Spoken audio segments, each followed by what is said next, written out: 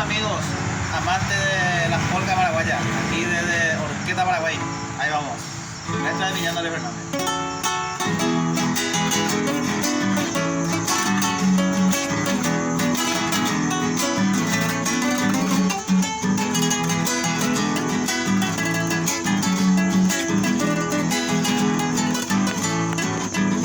Transitando en esta vida se oye de todo un poco, un amante tan celoso, enamorado vivía. Otra anda con su querida pidiendo de su retiro, dijo hoy he recibido una traición de Jehuí. Imposible, virgen pura, lo que oigo, mi Señor, mi Dios y mi Creador, va el pico en duda. Con el alma loca y Cuba, con todo mi corazón, calumnia tan sin razón, Romaneria y Moa.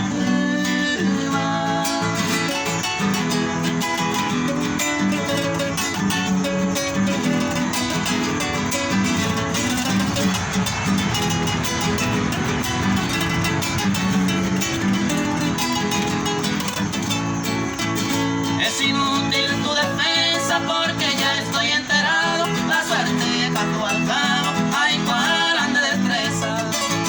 Ni me mandaron promesa, ya no volveré a amarte.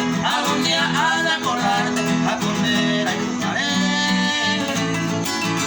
Hoy me en la vecindad, falsamente se cuenteaba, ande me interesaba, procuras mal informarme. Con el fin de abandonarme, he puesto gente de fuera, tan de goza la cuentera, esa maldita infame.